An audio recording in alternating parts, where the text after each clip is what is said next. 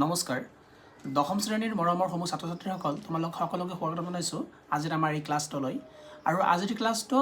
আমাৰ যিসকল ল'ৰা ছোৱালীয়ে দশম শ্ৰেণীত পঢ়ি আছে তোমালোকে আৰু তোমালোকৰ যদি তোমালোকৰ ইলেক্ট্ৰিক ছাবজেক্ট তোমালোকৰ IT অৰ্থাৎ ইনফৰমেশ্যন টেকন'লজি লৈছা তেনেহ'লে আজিৰ পৰা তোমালোকৰ এটা সিৰিজ মই আৰম্ভ কৰিবলৈ গৈ আছোঁ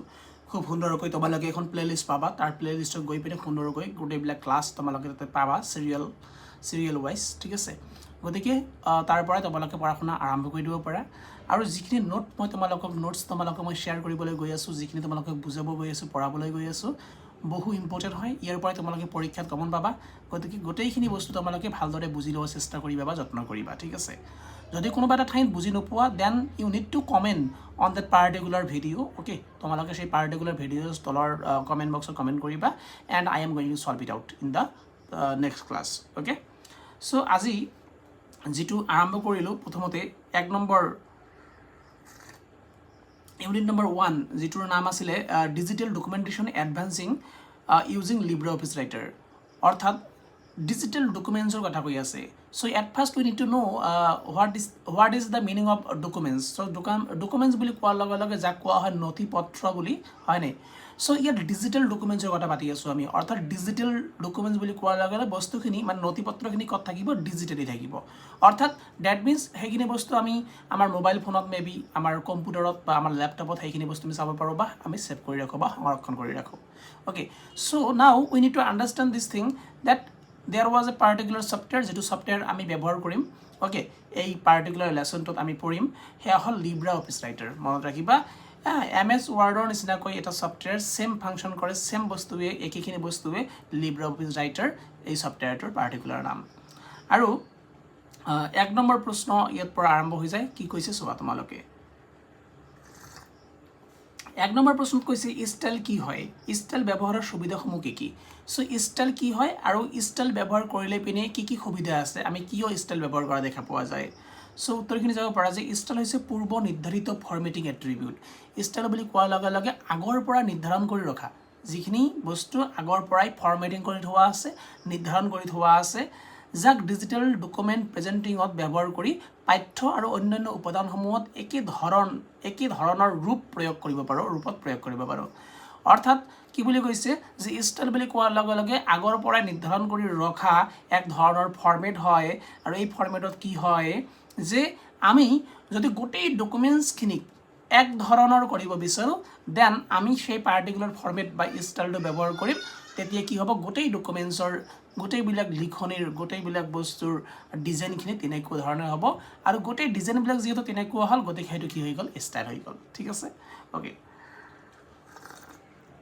চ' ষ্টাইল ব্যৱহাৰৰ সুবিধা কি বহুতো সুবিধা আছে যেনেকুৱাকৈ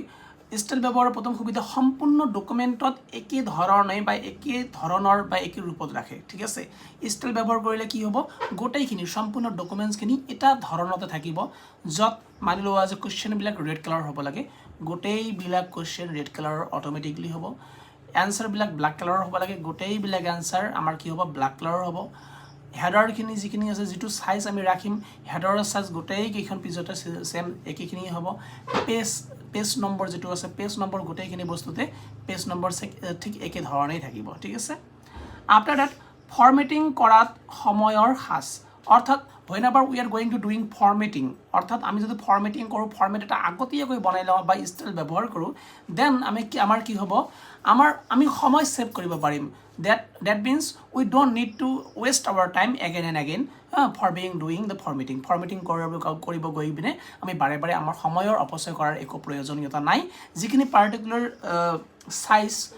we select for the particular letter বা particular alphabet বা particular word that alphabet or that particular size is implemented to all the question answer okay after that পরিবর্তন করার সুবিধা which means flexibility অর্থাৎ আমি ইজিলি যেতিয়া আমি বিচাৰিম যে আমি সেই পাৰ্টিকুলাৰ কোৱেশ্চন বা সেই পাৰ্টিকুলাৰ এনসাৰটো আমি কি কৰোঁ পৰিৱৰ্তন কৰোঁ বা আমি চেঞ্জেছ কৰোঁ ঠিক আছে আমি ইজিলি চেঞ্জেছ কৰিব পাৰোঁ আমি ইজিলি এডিটিং কৰিব পাৰিম আফটাৰ ডেট সহায়ক প্ৰযুক্তি ব্যৱহাৰ কৰা ব্যক্তিৰ বাবে ডকুমেণ্ট সহজগম্য অৰ্থাৎ যিসকল ব্যক্তিয়ে ইনফৰমেশ্যন টেকন'লজি ব্যৱহাৰ কৰিব অৰ্থাৎ ICT ব্যৱহাৰ কৰিব যেনেকুৱাকৈ মোবাইল ফোনে হওক যেনেকুৱাকৈ লেপটপ কম্পিউটাৰ টেবলেট ইত্যাদিবিলাক হওক যিবিলাক ব্যক্তিয়ে এইবিলাক বস্তু ব্যৱহাৰ কৰে সিহঁতে ইজিলি এক্সেচেবল হয় অৰ্থাৎ ইজিলি সেইখিনি বস্তু কি কৰিব পাৰিব লাভ কৰিব পাৰিব ইজিলি ব্যৱহাৰ কৰিব পাৰিব কিন্তু এডভান্স জানিব লাগিব দেই কেনেকুৱাকৈ হাউ উই use style in the particular software. Okay, at first they need to have that particular skills also. Okay, after that LibreOffice ৰাইটাৰত কিমান ধৰণৰ ষ্টাইল থাকে সো হয়নাবাৰ আমি ষ্টাইলৰ কথা কম যে ষ্টাইল কিমান ধৰণৰ পোৱা যায় বা কিমান ধৰণৰ থকা দেখা পোৱা যায় আমি ডাইৰেক্টলি ক'ব পাৰোঁ যে ষ্টাইল 6 ধৰণৰ হয় যেনেকৈ পেজ ষ্টাইল নামেই যাৰ পৰিচয় পেজৰ ষ্টাইলৰ কথা পাতি আছোঁ যে এখন পৃষ্ঠাৰ ষ্টাইলখিনি কেনেকুৱা ধৰণৰ হ'ব ঠিক আছে দেন পেৰাগ্ৰাফ ষ্টাইল নামেই যাৰ পৰিচয় যে এটা পেৰাগ্ৰাফ আছে পেৰাগ্ৰাফৰ ষ্টাইলটো কেনেকুৱা ধৰণৰ হ'ব ওকে ক্যাৰেক্টাৰ ষ্টাইল নামে যাৰ পৰিচয় ক্যাৰেক্টাৰ মানে কি পাৰ্টিকুলাৰ লেটাৰৰ কথা কৈ আছোঁ ঠিক আছে সো পাৰ্টিকুলাৰ লেটাৰবিলাকৰ কেনেকুৱা ধৰণৰ হ'ব ষ্টাইলখিনি সেইবিলাক ক্যাৰেক্টাৰ ষ্টাইল হৈ যাব ফ্ৰেম ষ্টাইল ফ্ৰেম মানে কি ফটো ফ্ৰেম হ'ব পাৰে আকাৰ আকৃতি এইবিলাক হ'ব পাৰে ফ্ৰেমটোৰ ষ্টাইল কেনেকুৱা ধৰণৰ হ'ব গতিকে ফ্ৰেমে কি কৰিব কোনো এটা পাৰ্টিকুলাৰ সেকশ্যন সেইটোৰ ষ্টাইলৰ কথা পাতিব লিষ্ট ষ্টাইল লিষ্ট কৰিবৰ কাৰণে বিভিন্ন পদ্ধতি আমি ব্যৱহাৰ কৰোঁ বিভিন্ন বস্তু ব্যৱহাৰ কৰোঁ লাইক আমি নাম্বাৰ ব্যৱহাৰ কৰোঁ আমি বুলেট ব্যৱহাৰ কৰোঁ বুলেট পইণ্ট যাক কোৱা হয় এইবিলাক লিষ্টিং ষ্টাইলৰ ভিতৰত থাকিব তাৰপিছত আহি গ'ল টেবল ষ্টাইলত কি কৰা হয় টেবিলৰ কথা পাতি আছোঁ আমি যিহেতু গতিকে টেবিলৰ কথা পাতিম ইয়াতে ঠিক আছে টেবলত কি থাকে ৰ থাকে কলমছ থাকে এই ৰ কলমছ এইবিলাক বস্তু দি পিনে আমি টেবল ব্যৱহাৰ কৰোঁ এইবিলাক আমাৰ টেবলত থাকে আমি টেবল বনাওঁ ইয়াৰ জৰিয়তে আৰু টেবলৰ আমি এই টেবলবিলাকত যিখিনি ষ্টাইল কৰিম যেনেকুৱাকৈ টেবলৰ বৰ্ডাৰ এইখিনি কেনেকুৱা হ'ব এলাইনমেণ্টখিনি কেনেকুৱা হ'ব এলাইনমেণ্ট মানে কি লিখনিবিলাক ৰাইট ছাইডৰ পৰা আহিব নে লেফ্ট ছাইডৰ পৰা আহিব নে মিডলত থাকিব কালাৰবিলাক কেনেকুৱা হ'ব পেটাৰ্ণখিনি কেনেকুৱা হ'ব এই গোটেইবিলাক সিদ্ধান্ত লোৱা হয় ঠিক আছে ক'ত সিদ্ধান্ত লোৱা হয় টেবল ষ্টাইল লোৱা হয় টেবিলৰ কথা ক'লে পিনে টেবল ষ্টাইল আহি যাব বাছ এইখিনি মনত ৰাখিলে হৈ যাব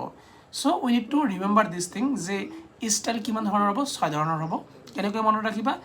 পেজ ষ্টাইল পেজ হৈ গ'ল পেজৰ ভিতৰত কি থাকিব পেৰাগ্ৰাফ থাকিব পেৰাগ্ৰাফ ষ্টাইল তাৰপিছত কি থাকিব পেৰাগ্ৰাফৰ ভিতৰত কি থাকিব ক্যাৰেক্টাৰ থাকিব ক্যাৰেক্টাৰ ষ্টাইল তাৰপিছত কি থাকিব ফটো লগাইছে ফ্ৰেম আহি গ'ল ফ্ৰেম ষ্টাইল তাৰপিছত কি আহি গ'ল ফ্ৰেম লগাইছে এতিয়া লিষ্ট কৰিব লাগে নহয় নাম্বাৰ 1 ফ্ৰেম তৃতীয় ফ্ৰেম এনেকৈ লিষ্টিং কৰিম আমি একেলগে ঠিক আছে লিষ্ট ষ্টাইল লিষ্ট লগাইছে টেবিল এখন আনি দিয়ে ঘৰৰ ভিতৰত হয় নে নহয় গতিকে টেবল ষ্টাইল বাছ এনেকৈ মনত ৰাখিলে হৈ যাব ঠিক আছে এতিয়া ইয়াত এইকেইটা বস্তু বহুত ইম্পৰ্টেণ্ট হয় যিবিলাক তোমালোকে চাব পাৰি আছে ইয়াতে যে পেজ ষ্টাইলৰ পিছত যি লিখি দিয়া আছে পেৰাগ্ৰাফ ষ্টাইলৰ পিছত যি লিখি দিয়া আছে ক্যাৰেক্টাৰ ষ্টাইলৰ পিছত যি লিখি দিয়া আছে we need to remember this thing okay আমি মনত ৰাখিব লাগিব যে পেজ ষ্টাইলত আমি পৃষ্ঠাৰ মাপৰ কথা পাতিম পৃষ্ঠাৰ মাৰ্জিনৰ কথা পাতিম হেডাৰ ফুটাৰৰ কথা পাতিম ফুটনোটৰ কথা পাতিম বৰ্ডাৰৰ কথা পাতিম বেকগ্ৰাউণ্ডৰ কথা পাতিম এইবিলাক কথা পাতিম পৃষ্ঠাৰ এইবিলাকৰ কথা পাতিম ক'ত পাতিম পেজ ষ্টাইলত পাতিম আফটাৰ দ্যাট পেৰাগ্ৰাফ ষ্টাইলত আমি পেৰাগ্ৰাফৰ পাঠ্য সংলগ্নতা ইয়াৰ এলাইনমেণ্টৰ কথা পাতিম ফুল ষ্টপৰ কথা পাতিম লাইন স্পেচিং বৰ্ডাৰ এইবিলাকৰ কথা পাতিম আফটাৰ দ্যাট ক্যাৰেক্টাৰ ষ্টাইলত আমি খুব সুন্দৰকৈ আমাৰ লিখনি কি বুলি কোৱা হয় ফন্ট বুলি কোৱা হয় আমাৰ ফন্টখিনিৰ আকাৰ কেনেকুৱা ধৰণৰ হয় ৰং আমি কি কৰি আছোঁ অৰ্থাৎ কালাৰ কেনেকুৱা ধৰণৰ কৰি আছোঁ আৰু কেনেকুৱাকৈ হাইলাইট কৰি আছোঁ সেইখিনি আলোচনা কৰা হ'ব ঠিক আছে ওকে ফ্ৰেম ষ্টাইলত আমি সেকশ্যন ভাগ কৰি পিনে ছবি বা পাঠ্যৰ বিন্যাস তাৰপিছত বৰ্ডাৰবিলাক সাইজখিনি পজিশ্যনখিনি কোনটো পজিশ্যনত থাকিব ঠিক আছে এইবিলাক আমি আলোচনা কৰোঁ লিষ্টত মই এইখিনি আলোচনা কৰিলোঁ ইতিমধ্যে গতিকে তোমালোকে আই হোপ বুজি পাইছা ওকে 3 নম্বৰ প্ৰশ্নলৈ আগবাঢ়ি যাওঁ 3 নম্বৰত কি কৈ আছে যে LibreOffice ৰাইটাৰত ফিল ফৰমেট অপশ্যন কি হয় ফিল ফৰমেট অপশ্যন LibreOffice ৰাইটাৰত কেনেকৈ কাম কৰে নামে যাৰ পৰিচয় ফিল ফৰমেট ফিল কৰি দি আছে ভৰ্তি কৰি দি আছে কি ভৰ্তি কৰি দি আছে ফৰমেট ভৰ্তি কৰি দি আছে আকাৰ বা আকৃতি ভৰ্তি কৰি দি আছে ঠিক আছে সো ফিল ফৰমেট অপশ্যনৰ সহায়ত এটা ষ্টাইল বিভিন্ন ঠাইত থকা শব্দত একেলগে প্ৰয়োগ কৰিব পাৰি এটা ষ্টাইল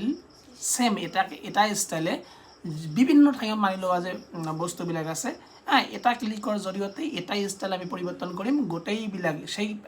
একেটা ষ্টাইল য'ত আছে গোটেইকেইটাতে কি হৈ যাব ফিল হৈ যাব ভৰ্তি হৈ যাব পূৰণ হৈ যাব বা একেখিনি হৈ যাব সেম টু সেম হৈ যাব ঠিক আছে ইয়াকে কোৱা হয় ফিল ফৰমেট অপশ্যন হ'ব বুজি পাইছা ওকে তাৰ মানে মানি লোৱা যে কিবা এটা বস্তু আছে মই কিবা এটা বস্তু বেলেগ বেলেগ এখন পৃষ্ঠাত বেলেগ বেলেগ ঠাইত আছে, মই জাষ্টলি সেই বস্তুটো এটা ঠাইত মই চেঞ্জেছ কৰিব লাগে, বাকী গোটেইকেইটা ঠাইত অট'মেটিকলি কি হৈ যাব, চেঞ্জেছ হৈ যাব। ইয়াকে কি বুলি কোৱা হয়, ফিল ফৰ্মেট অপশ্যন বুলি কোৱা হয়। হ'ব, তাৰপিছত কি কৈ আছে 4 নম্বৰত, টেম্পলেটৰ পৰা ষ্টাইল কেনেদৰে লাভ কৰিব পাৰি। চ' টেম্পলেটৰ পৰা ষ্টাইল লাভ কৰিবলৈ হ'লে এট ফাৰ্ষ্ট আমি কি কৰিব লাগিব, আমি ষ্টাইল মেনুত গৈ পিনে ষ্টাইল লোড কৰিব লাগিব, আমি ষ্টাইল লোডত ক্লিক কৰিব লাগিব। তাৰপিছত টেম্পলেট ওলাব, টেম্পলেট বা ডকুমেণ্ট আমি কি কৰিম, বাছনি কৰিম। তাৰপিছত অ'কে ক্লিক কৰিম, অ'কে ক্লিক কৰিলে ষ্টাইলটো কি হৈ যাব, কপি পেষ্ট হৈ যাব, কপি হৈ যাব। ঠিক আছে, অ'কে। তাৰপিছত পৰৱৰ্তী প্ৰশ্ন যে ষ্টাইল কেনেদৰে পৰিৱৰ্তন কৰিব পাৰি। চ' ষ্টাইল পৰিৱৰ্তন কৰিবলৈ হ'লে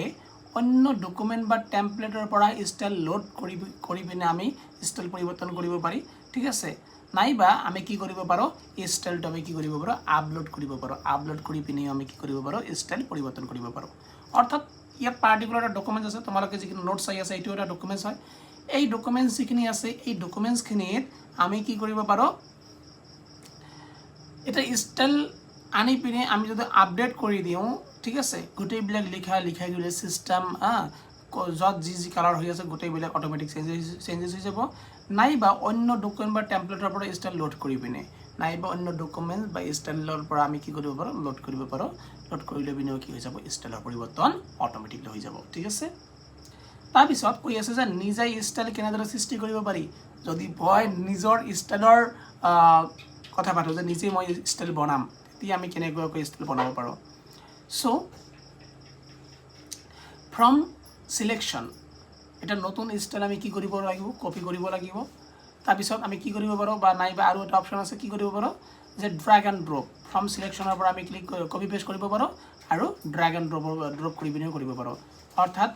পাঠ্যক ষ্টাইল উইণ্ডোজত টানি পেলাই আমি কৰিব পাৰোঁ। ঠিক আছে, ড্ৰাগ এণ্ড ড্ৰপ মানে কি, এনেকুৱাকৈ চেপি ধৰি পিনে আনি পিনে এৰি দিয়ে, এনেকুৱাকৈও ষ্টাইল আমি সৃষ্টি কৰিব পাৰোঁ। নাইবা আমি চিলেকশ্যনৰ পৰা নতুন এটা ষ্টাইল কপি কৰি পিনেও নতুন এটা ষ্টাইল আমি কি কৰিব পাৰোঁ, নিজাববীয়াকৈ ষ্টাইল এটা কি কৰিব পাৰিম, ক্ৰিয়েট কৰিব পাৰিম। তাৰপিছত অধ্যায় নম্বৰ 2, ইমেজৰ সৈতে কাম আৰম্ভ হৈ গ'ল। গতিকে ছবিৰ লগত কেনেকুৱাকৈ কাম কৰিম। চ' লিব্ৰে অফিচ ৰাইটাৰৰ ছবিসমূহৰ 3টা পদ্ধতি আমাক লিখিব দিছে। চ' লিব্ৰে অফিচ ৰাইটাৰৰ ছবি সোমাব হ'লে আমি কি কৰিব পাৰোঁ, ড্ৰাগ এণ্ড ড্ৰপ কৰিব পাৰোঁ। এনেকুৱাকৈ ছবি এটা চেপি ধৰি পিনে আনি পিনে এনেকুৱাকৈ এৰি দিব পাৰোঁ। তাৰপিছত কপি আৰু পেষ্ট কৰিব পাৰোঁ। অৰ্থাৎ আমি কপি কৰিলোঁ এটা ঠাইত, আনি ইয়াত আনি পিনে কি কৰি দিলোঁ, পেষ্ট কৰি দিলোঁ। ঠিক আছে, তাৰপিছত লিংকিং কৰিব পাৰোঁ। মই লিংকিংটো তোমালোকে বুজাই দিয়াৰ চেষ্টা কৰিম। লিংকিং বুলি কোৱাৰ লগে লগে মানি লোৱা যে এখন পৃষ্ঠা আছে, এই পৃষ্ঠাখনত যদি মই ছবি এটা লিংক কৰিব বিচাৰোঁ, দেন মই ছবিটো আনি পিনে ইয়াত ৰাখি নিদিম। মই কি কৰিম, জাষ্ট এটা লিংক বনাই ল'ম ছবিটোৰ। ঠিক আছে, যেনেকুৱাকৈ যদি তোমালোকক এইটো ক্লাছৰ বা ইউটিউবৰ এই ক্লাছটোৰ ভিডিঅ'টো কোনোবাই শ্বেয়াৰ কৰিছে, দেন তোমালোকক কি প্ৰদান কৰিছে, লিংকটো কপি কৰি পিনে পঠাই দিছে। তোমালোকে কি কৰিছা, লিংকত গৈ পিনে ক্লিক কৰিছা, ক্লিক কৰাৰ লগে লগে ভিডিঅ'টো আৰম্ভ হৈ গৈছে। আচ্ছা, তোমালোকক কোনোবা ভিডিঅ' পঠাইছে নেকি? ভিডিঅ'টো পঠোৱা নাছিলে, কি পঠাইছিলে, তোমালোকক পঠাইছিলে লিংকটো। এই যে লিংকটো যে পঠালে, কিন্তু লিংকত কি আছে ভিতৰত, লিংকৰ ভিতৰত কি আছে, ভিডিঅ'জ আছিলে, হয় নে নহয়? ঠিক তেনেকুৱাকৈ যেতিয়া আমি কোনো এটা লিংক ব্যৱহাৰ কৰিম, কিন্তু লিংকটোৰ ভিতৰত কি থাকিব, ইমেজ থাকিব, ফটোজ থাকিব, কিন্তু ফটোখিনি অট'মেটিক ওপৰত নাথাকে। ঠিক আছে, গতিকে ইয়াক কি বুলি কোৱা হয়, ইয়াক কোৱা হয় লিংকিং বুলি। আই হোপ তোমালোকে বুজি পাইছা। বহুত ইম্পৰ্টেণ্ট হয়, বাৰে বাৰে পৰীক্ষাত আহি থাকে ক্লাছ 10ৰ। ঠিক আছে, আফটাৰ ডেট কি কৈ আছে, লিংকিং কৰি ছবি সোমোৱাৰ উদ্দেশ্য কি। চ' চিম্পল উদ্দেশ্য, লিংকিং কৰি পিনে যদি মই ছবি সোমোৱাই আছোঁ, এড কৰি দি আছোঁ, তেনেহ'লে চিম্পল উদ্দেশ্য যে লিংকিং কৰি ছবি সোমোৱালে কোনো এখন ডকুমেণ্টছৰ যিটো চাইজটো বেছি এটা বাঢ়ি নাযায়। মানি লোৱা যদি মই ইমেজ এটা এড কৰি দিওঁ, কোনো এটা এইখন ডকুমেণ্ট আছে, তোমালোকে যিখিনি ডকুমেণ্টছ মোৰ পিছফালে যাই আছে, এই ডকুমেণ্টছখিনি যিটো আছে, ডকুমেণ্টছখিনি যে আছে, ডকুমেণ্টছখিনিত পিক্সেল এড কৰি দিছোঁ মই, বহুতো পিক্সেল আছে ইয়াত। পিক্সেল এড কৰাৰ লগে লগে ডকুমেণ্টছৰ চাইজটো ডাঙৰ হ'ব নে নহ'ব? ডাঙৰ হ'ব। বাট যদি মই এই ডকুমেণ্টছত লিংক এড কৰি দিওঁ, তাত কোনো ইমেজ নাই, কোনো ফটো নাই, আমি ফটো চাবলৈ হ'লে, ইমেজেছ চাবলৈ হ'লে we need to click on that particular link. Okay, তেনেহ'লে ইয়াৰ কি হ'ব, চাইজটো, ডকুমেণ্টছৰ গোটেই চাইজটো কি হৈ যাব, কম হৈ আহিব, হয় নে নহয়? এইখিনিয়ে। চ' একে ছবিৰ একাধিক কপিৰ প্ৰয়োজন হ'লে ইমেজ লিংক ব্যৱহাৰ কৰি ডকুমেণ্টছৰ মাপ সৰু থাকে কিয়নো এক্সুৱেল ফাইল হিচাপে সঞ্চয় নহয় কেৱল লিংক হিচাপে সঞ্চয় হোৱা দেখা পোৱা যায় বুজি পাইছানে তোমালোকে এতিয়া ঠিক আছে ওকে পৰৱৰ্তী প্ৰশ্নলৈ আগবাঢ়ি যাম যে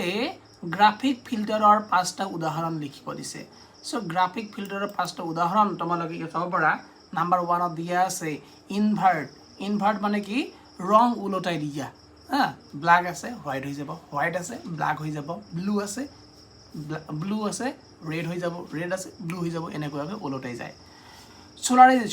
সোলাৰাইজেশ্যন মানে কি ব্ৰাইটনেছ বঢ়াই দিয়া যেনেকুৱাকৈ তোমালোকে ইনষ্টাগ্ৰামত কি কৰা তোমালোকে ইনষ্টাগ্ৰামত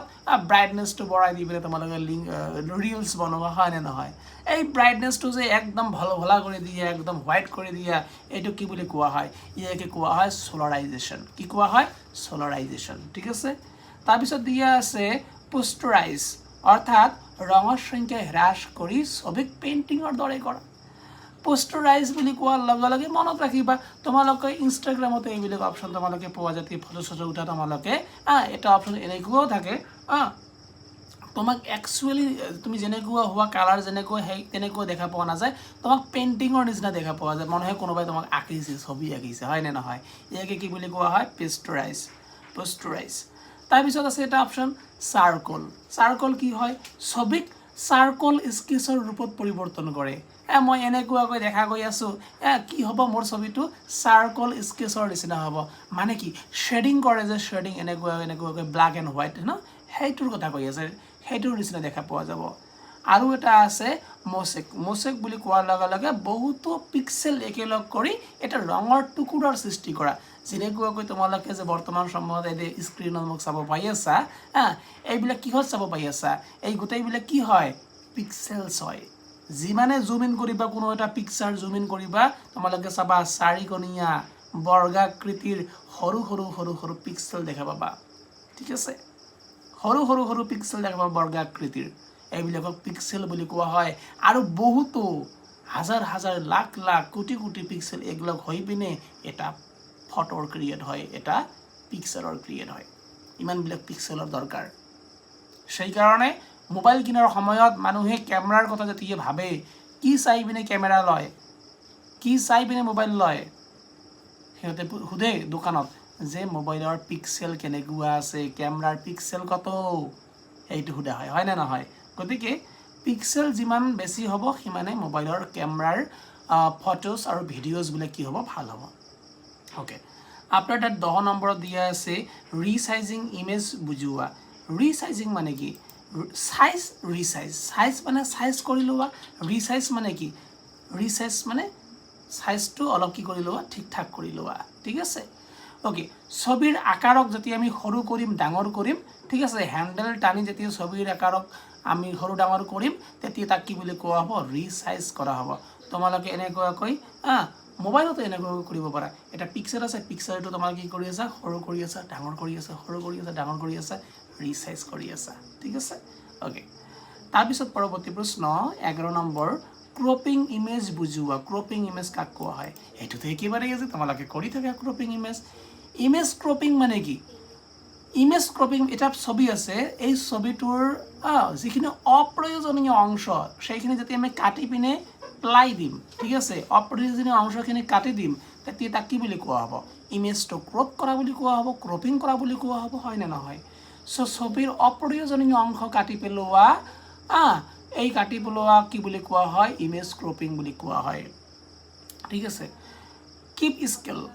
আমি স্কেলটো কি কৰিব লাগিব অটুত ৰাখিব লাগিব মানে স্কেলটো ভালদৰে ৰাখিব লাগিব কৰ পৰা কাটিম কৰ পৰা না কাটিম আৰু কিপ ইমেজ সাইজ আৰু আমি ইমেজৰ সাইজটো আমি ভালদৰে লক্ষ্য কৰিব লাগিব যে কেনেকুৱা সাইজৰ মোক ইমেজখিনি লাগে সেই হিচাপে মই কি কৰিব লাগিব নিৰ্দিষ্ট আকাৰত ক্ৰপিং কৰিব লাগিব বা ক্ৰপ কৰি ল'ব লাগিব ঠিক আছে আই হোপ তোমালোকে বুজিব পাৰিছা আজি 11 নম্বৰ প্ৰশ্নলৈ বুজিলো অহা ক্লাছত আকৌ সুন্দৰকৈ গোটেইবিলাক বস্তু সুন্দৰকৈ আলোচনা কৰি যাম আশা কৰোঁ তোমালোকে গোটেইখিনি বস্তু বুজি পাইছা যদি বুজি পাইছা তেনেহ'লে তোমালোকে এটলিষ্ট থ্যাংক ইউ ক'বলৈ নাপাহৰিবা এটলিষ্ট থ্যাংক ইউ বুলি ক'বা যদি আমাৰ এক্সিষ্টিং আগৰ ষ্টুডেণ্ট হোৱা অৰ্থাৎ মোৰ পৰা পঢ়ি আছা তেনেহ'লে তথাপিও থ্যাংক ইউ ক'বা মই গম পাম তোমালোকে মোৰ এক্সিষ্টিং ষ্টুডেণ্ট হোৱা আৰু যিমান পাৰা তোমালোকে ভিডিঅ'টো শ্বেয়াৰ কৰিব যত্ন কৰিবা যেন তোমালোকৰ নিচিনা যিসকল ছাত্ৰ ছাত্ৰী আছে সিহঁতৰো উপকৃত হয় সিহঁতেও লাভান্বিত হয় ঠিক আছে সো যদি তোমালোকক নোটছৰ প্ৰয়োজন আছে নোটছৰ প্ৰয়োজন থাকিলে কালি এইটো ভিডিঅ'ৰে প্ৰথম যেটো আমাৰ কমেন্ট থাকিব কমেন্ট বক্সত সুন্দৰকৈ মই মোৰ নম্বৰটো দি দিম আমাৰ টিমৰ লগত তোমালোকক যোগাযোগ কৰিলে এটা কম মূল্যত কম খৰচত তোমালোকে এই নোটছখিনি লাভ কৰিবা খুব সুন্দৰকৈ আৰু মই গ্যাৰান্টি দি কৈছোঁ ইয়াৰ পৰা তোমালোকে গোটেইখিনি বস্তু কমন পাবা আৰু মেট্ৰিক পৰীক্ষা তোমালোকে আইটি বিষয়ক লৈ পেলাই চিন্তা কৰাৰ একো কাৰণেই নাই কাৰণ তোমালোকৰ চিন্তাৰ অংশীদাৰ হ'বলৈ মই ইয়াতে আছোঁ তোমালোকক খুব সুন্দৰকৈ গোটেইখিনি বস্তু সলভ কৰি দিম তোমালোকে নোটছখিনি ক্ৰয় কৰি লোৱা আৰু সুন্দৰকৈ আমাৰ ক্লাছবিলাক চাই যোৱা ঠিক আছে ইয়াৰ পৰা তোমালোকে খুব সুন্দৰকৈ লেটাৰ নম্বৰ লাভ কৰিব পাৰিবা যোৱা বছৰতে প্ৰায়ভাগ যিসকল ল'ৰা ছোৱালী আমাৰ পৰা নোট ক্ৰয় কৰিছে আৰু ক্লাছ কৰিছিলে সুন্দৰকৈ পঢ়িছিলে তেওঁলোকে